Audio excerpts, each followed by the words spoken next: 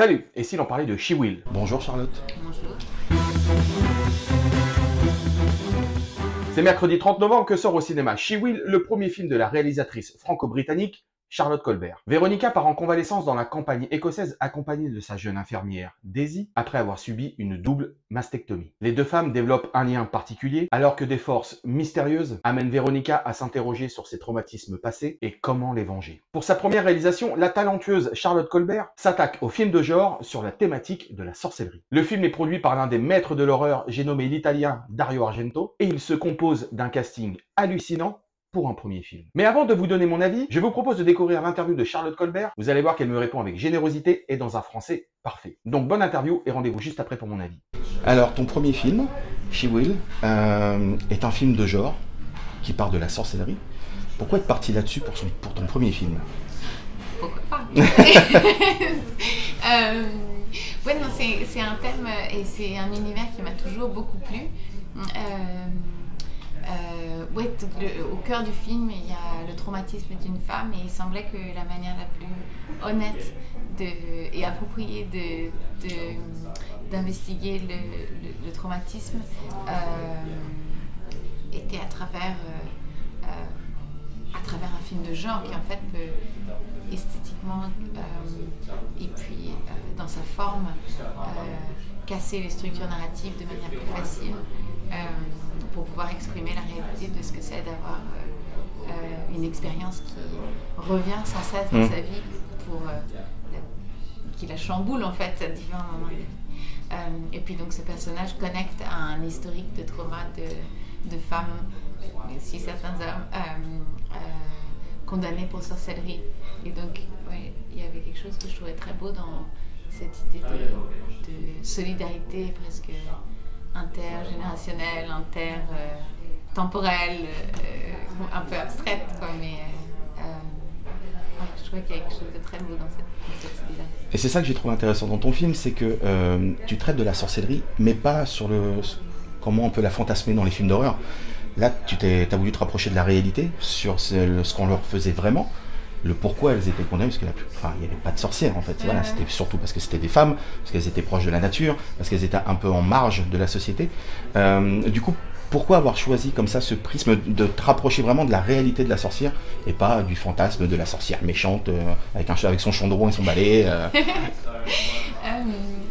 Oui, il y a une citation, je crois que j'ai mentionné hier, mais une citation que je trouve tellement belle, et c'est une citation anonyme. Apparemment, souvent, quand les citations sont anonymes, ça veut dire que c'était des femmes qui les ont écrites.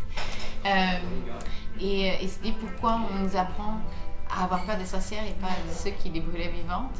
Et je trouve que de manière sociétale et générale, c'est quelque chose qui s'applique même aujourd'hui. Il y a parfois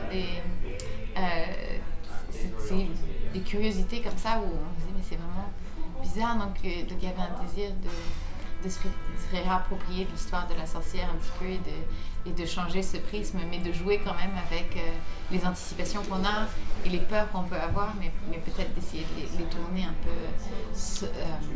turn them on their heads, détourner sur leur tête. Ouais, et puis la même chose avec les victimes d'abus sont souvent les personnes dont on leur demande d'avoir honte, de porter ça. Et donc de quelque part pouvoir tourner ça aussi, c'est satisfaisant. Alors c'est ton premier film? Oui. Alors, produit par Dario Argento, avec Alice Craig, Malcolm McDowell, Rupert Everett, j'ai oublié son nom. Voilà. Ça va au niveau de la pression? On est bien là? Non, comment t'as géré tout ça? Le premier jour du tournage, c'était avec les jours de Malcolm. Donc on a dû commencer pour des questions d'emploi du temps. Ouais. On a dû commencer avec les scènes de Malcolm, et les scènes de CGI et tout ça. Donc c'était assez épique. Écoute, ouais, non, c'était super. Donc Alice, elle est formidable et incroyable. Elle a vraiment porté le film et surtout un super esprit on va y arriver parce que c'est vraiment c'est la guerre de faire un film, quoi. C'est très peu de temps, surtout les premiers films. C'est très peu de temps, c'est assez rock'n'roll. Tout le monde doit vraiment Et puis là, c'était des conditions qui forcément hyper faciles parce qu'il fait super froid, c'est très boueux. Dans un endroit en Écosse, c'était l'endroit où la dernière femme qui a été condamnée pour sorcellerie venait de là-bas. D'accord. Mais c'est très très isolé, donc il fallait arriver au lieu de tournage en quad. Si on avait oublié une chaussette, ça mettait 2h30 pour aller la récupérer. donc oui, c'était vraiment un grand don d'elle-même aussi de prendre ce risque de venir sur l'aventure. Ouais. Et comment ça s'est passé du coup? Comment tu as réussi à la voir sur ton film? Tu lui as envoyé le scénario? C'est le scénario qui a tout fait fonctionner? Elle a vraiment connecté au scénario, au thème, à la nature, à l'endroit, à l'historique, etc. Et elle voulait vraiment faire le film. Donc en fait, la première fois que je l'ai rencontrée, je crois qu'elle est venue dans le personnage de Véronica, quoi. Et après, j'ai réalisé qu'elle s'habillait jamais comme ça, elle n'était jamais comme ça. Je les connais différemment, mais donc c'était drôle qu'elle se soit vraiment... elle est vraiment incarnée cette sorte d'amertume et de douleur, un peu froideur dans mon premier entretien. Et qu'évidemment, elle est pas du tout comme ça, c'est quelqu'un de très tendre. Et ce qui est intéressant, c'est que, en fait, l'histoire de sorcellerie, c'est, j'ai envie de dire, une excuse pour parler du patriarcat. Parce qu'on voit le personnage d'Alice, donc, qui est une actrice qui a eu un grand succès. Malcolm McDowell était son partenaire. Lui est devenu une icône, un mythe. Il va d'ailleurs être bientôt anobli dans le film. Elle est rencardée à l'oubli. La seule fois où on parle d'elle, c'est dans les journaux à scandale pour faire sa comparaison entre elle maintenant et elle quand elle était jeune. Enfin, et en fait, on s'aperçoit que dans ton film, la puissance du patriarcat, elle était présente déjà à l'époque des sorcières, mais elle l'est toujours tout autant aujourd'hui. Donc en fait, la sorcellerie, c'était juste une excuse pour parler de ça. En fait, c'était pas un film d'horreur que tu voulais faire, c'était un film engagé. Mais je pense qu'en fait, les films d'horreur et les films de genre ont toujours été socialement assez progressifs et à pousser les frontières des choses depuis toujours. Entre les films Under the Shadow ou whatever, you know, like, sont super intéressants pour les positionnements d'idées politiques, etc. Et puis aussi, il y a les B-movies qui sont tellement formidables et qui sont des endroits d'expérimentation et de créativité folle dont tout le reste du cinéma vole après largement les idées et les rapplique dans le cinéma plus, disons, plus respecté. Ou voilà. Donc oui, je pense qu'il y a quelque chose de vraiment intéressant dans ce médium et de super créatif. Mais oui, c'est super intéressant les questions du patriarcat et c'est vrai que ça pose après toutes sortes de questions aussi dans quelqu'un me posait aujourd'hui la question, on parlait du female gaze versus the male gaze et c'est intéressant de voir que le regard féminin il peut être détenu par un homme ou par une femme quelque part parce que s'il est imbu d'une méthodologie de comprendre le monde qui est construite par le système dans lequel on vit, donc c'est difficile parfois de s'en dépatouiller, de réinterpréter, de voir, d'analyser sa propre misogynie. Ouais. Et du coup, derrière ça, il y a... Parce qu'on pourrait croire que c'est une histoire de vengeance, mais c'est plutôt une histoire de libération, en fait. C'est ça. Peut-être, ouais. C'est se libérer du poids. Alors, on va pas spoiler, on va dire quel est le problème, mais il y a un poids qu'elle a en elle depuis toujours. Malcolm McDowell en est le problème. Mais en fait, elle ne cherche pas à se venger, en fait, elle cherche surtout à se libérer elle-même. Ouais, je pense que c'est vrai qu'il y a un élément de ça. Je pense que les gens verront en plus comment... Ouais, de quelle manière ça se libère, disons, ou ça se réinterprète, ou de quelle manière on peut prendre quelque chose qui nous a fait du mal et le réinterpréter ou le réapproprier pour en faire quelque chose de positif. Mais ouais, c'est intéressant que tu vois ça comme ça. Alors, il y a un truc aussi, c'est qu'il y a un duo quand même dans ce film, qui est Véronica et Daisy. Et ce que j'ai trouvé intéressant, c'est que, en fait, Daisy, on a l'impression qu'elle est là aussi comme le lien qui la garde quand même dans notre monde. Parce que bon, elle part dans un monde un peu parallèle quand la sorcellerie vient à elle, etc. mais il y a toujours ce fil d'Ariane comme ça qui la tient, qui la maintient, et j'ai l'impression que Daisy, c'est elle qui la ramène tout le temps vers nous pour pas qu'elle plonge complètement dans ce monde parallèle. Comment tu as écrit cette partie-là, cette relation entre les deux? Ah, c'est super beau de le voir comme ça.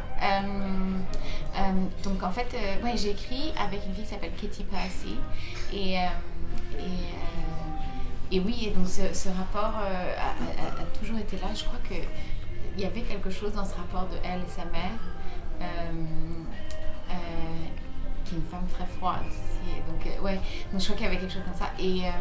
Mais oui, Daisy, c'est vraiment pour moi, c'est vraiment le personnage positif et d'espoir un peu du film, qui existe dans un discours qui n'est pas aussi binaire, dans un monde qui est plus de outreach. Donc ouais, j'aime bien ce personnage. Moi aussi. Alors parlons maintenant de la réalisation. Alors je vais être honnête, et j'ai été bluffé. Je trouve que pour un premier film, tu as une maturité qui est juste impressionnante. Tu viens de l'art, d'après ce que j'ai cru comprendre. Et je trouve que ton travail sur les lignes de fuite, sur tes cadrages, voilà, il y a un boulot mais qui est juste impressionnant. Hormis les effets visuels sur les effets de lumière, de ces espèces de soleil qui font, etc., toutes ces choses-là, sur tes cadrages, sur tes plans, il y a vraiment quelque chose de très travaillé. Donc je voulais savoir comment toi tu avais abordé cet aspect-là de la réalisation, si tu avais storyboardé en amont, voilà, comment tu as travaillé ta réalisation. Donc oui, c'était très important pour moi l'esthétique du film, pour plusieurs raisons. Parce que c'est le monde duquel je viens, donc c'est quelque chose que j'apprécie beaucoup. Puis aussi en termes d'image et d'archétypes, etc., je pense que ça apporte tellement de l'histoire en fait, mais de manière presque inconsciente. Et puis, je voulais pas que ça s'inscrive dans une esthétique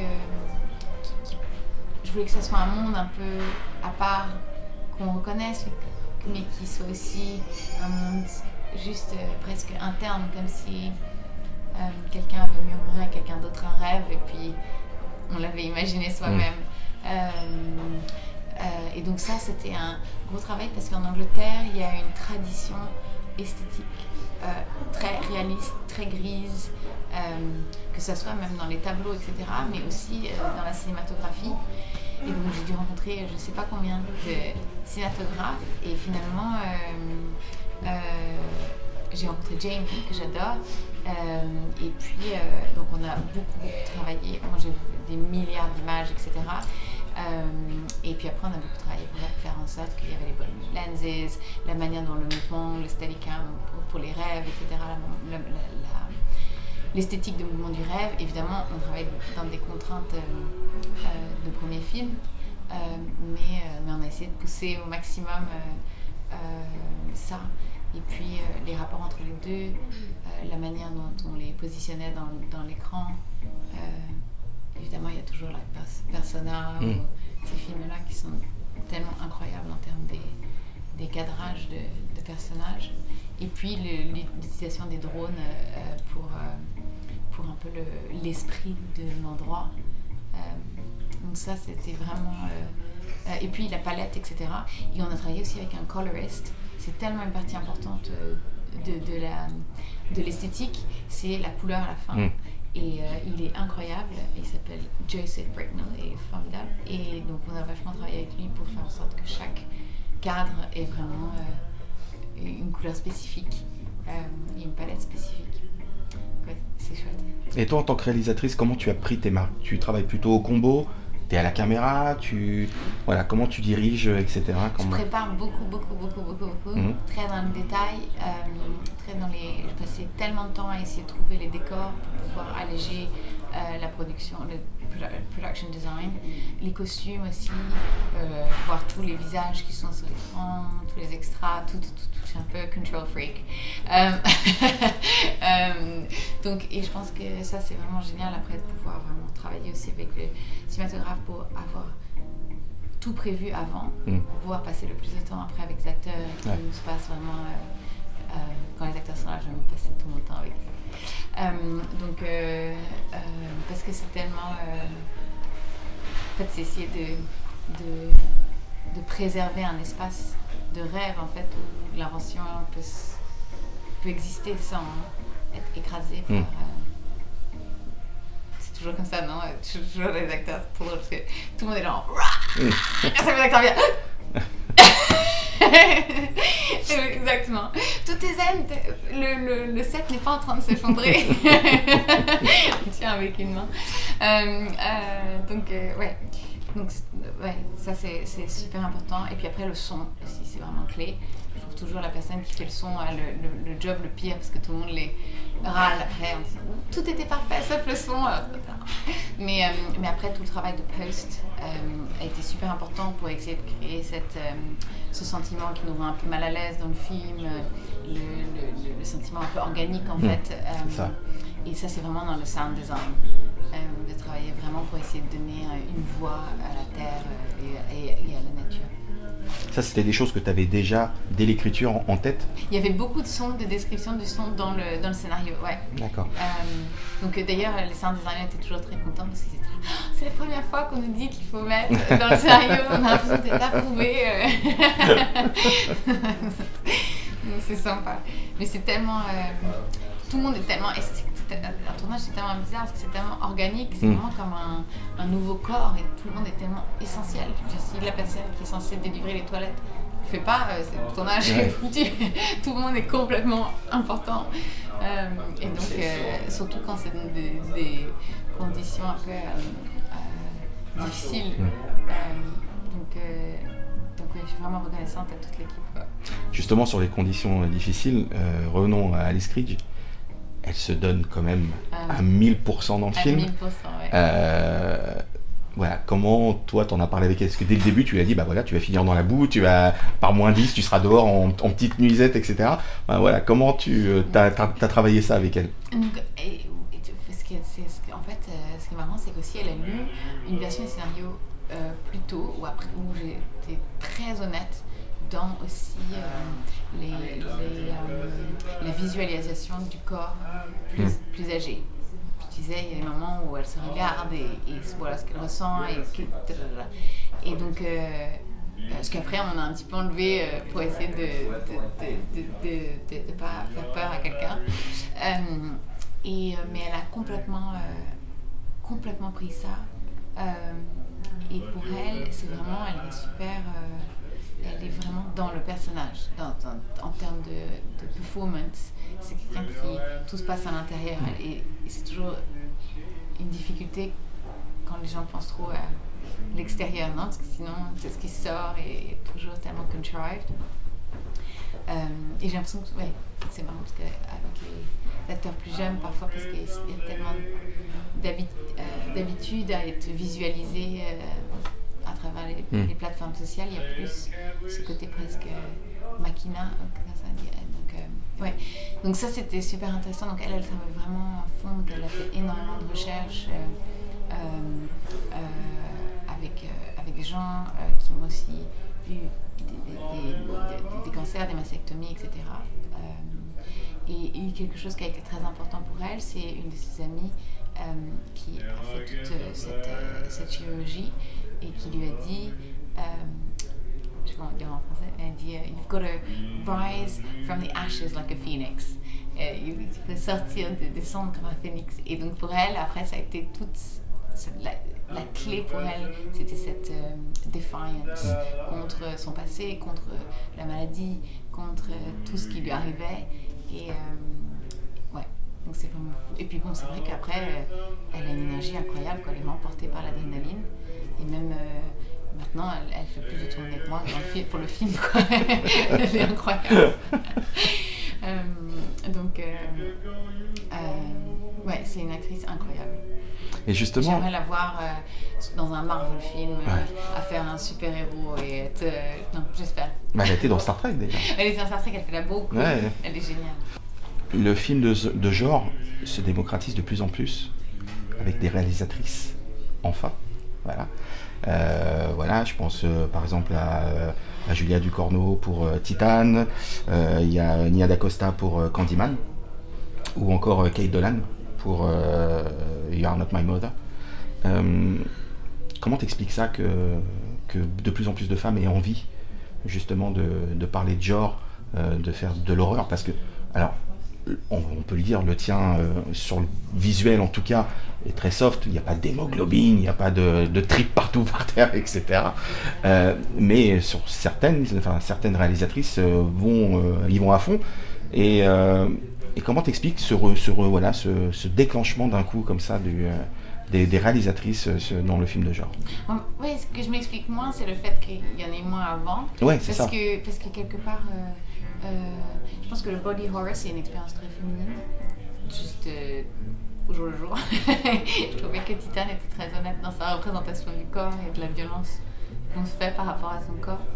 Ça me semblait pas abstrait, ça semblait réaliste. Et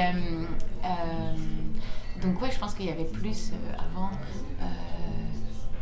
des empêchements, comment on dit, structurels par rapport à l'industrie, plus que par rapport à un désir. Je pense qu'il y a encore aujourd'hui, pour très longtemps, il y avait eu aussi des craintes de budget plus grand, donner des femmes bizarrement, des trucs comme ça. Et puis aussi, en général, je trouve qu'il y a une ouverture, j'espère qu'il va continuer de plus en plus, des voix différentes qui on donne le droit de raconter des histoires. Et c'est génial parce que du coup, on découvre tellement de nouvelles perspectives, tellement de nouveaux univers, tellement de nouveaux mondes. Et donc, je pense que c'est une période qui pourrait être vraiment excitante et j'espère que ça va pas se refermer. On a toujours l'impression que tout est tellement précaire en termes d'avancée. On a l'impression qu'il y a une petite avancée. On est pile dans le thème de ton film, de toute façon. Ouais. Toujours ce problème patriarcal. Après, exactement, un grand backlash d'extrémisme, de fondamentalisme. Go. Eh bien, merci Charlotte. Merci tellement. Merci beaucoup, merci à toi. Donc vous l'avez compris dans cette interview, She Will est un film de genre dans le style angoissant, plus qu'horrifique. La thématique de la sorcellerie est utilisée de manière plutôt inédite et elle sert à mettre le doigt sur la condition de la femme qui, au travers des années, n'a eu de cesse d'être opprimée par une instance patriarcale puissante. Que ce soit à l'époque sous le prétexte de la sorcellerie afin de brûler des femmes qui se rebellaient ou qui étaient tout simplement marginales à une société dictatoriale masculine. Ou aujourd'hui, comme en ce qui concerne l'héroïne de She Will, où l'on continue d'idolâtrer certains hommes parce que oui, il faut soi-disant continuer à différencier l'homme de l'artiste. Sur la réalisation, Charlotte Colbert nous offre plus qu'un film. C'est un vrai catalogue d'œuvres d'art que vous allez feuilleter tout au long de la projection. Chaque plan est travaillé, que ce soit la lumière, le positionnement des caméras, des actrices et des acteurs. Elle joue vraiment avec les lignes de fuite, les formes et la texture. Enfin, sur le casting, la talentueuse et iconique Alice Krige, que vous connaissez si vous avez vu Les Chariots de Feu, Silent Hill ou Star Trek, se donne à corps perdu pour son rôle. Elle y joue Veronica, une actrice froide, mystérieuse et parfois flippante. Et pour son rôle, elle n'a pas hésité de jouer avec son corps dans certaines scènes d'extérieur, malgré la boue et le froid. À ses côtés, on retrouve d'abord Malcolm McDowell, Orange Mécanique, Caligula, qui joue le rôle de cet acteur mythique que tout le monde idolâtre, mais qui cache une vraie part d'ombre. Nous avons ensuite Rupert Everett, complètement excentrique, dans le rôle de l'animateur du lieu de retraite. Pour ce rôle, il a voulu ressembler à sa propre mère, que ce soit sur le point de vue des attitudes, que vestimentaire. Et enfin, nous avons l'actrice hollywoodienne Kota Eberhardt, qui jouait entre autres dans X-Men Dark Phoenix, dans le rôle de Daisy, l'infirmière de Veronica. Elle est littéralement l'équilibre de l'actrice dans notre monde. Que ce soit celui de la vie de tous les jours, quand elle a des caprices et sauts d'humeur de star, ou que ce soit dans le monde réel, quand Veronica part dans le monde mystique. En résumé, si vous voulez voir un film fort, angoissant, féministe, à la réalisation ultra soignée, et dont la musique et le son vont vous provoquer quelques sueurs froides, foncez au cinéma voir She Will de Charlotte Colbert qui sortira le 30 novembre au cinéma. En attendant, je vous laisse avec quelques images du film et surtout, pensez à vous abonner. Salut! I had a strange dream. It was so real. It's something in the air. Any pain? Every pain. We really are in the middle of nowhere. It's a solitary retreat. Aha! La Dama. You will get better. My special girl. Wash your bastards out of you.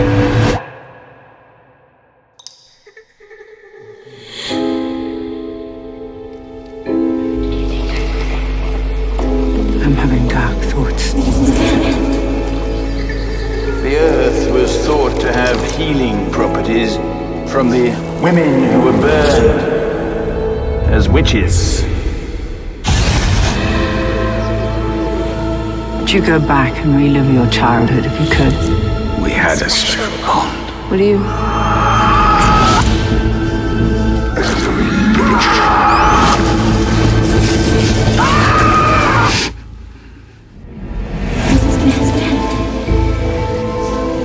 Purify the soul. Would you do anything? It would torture you.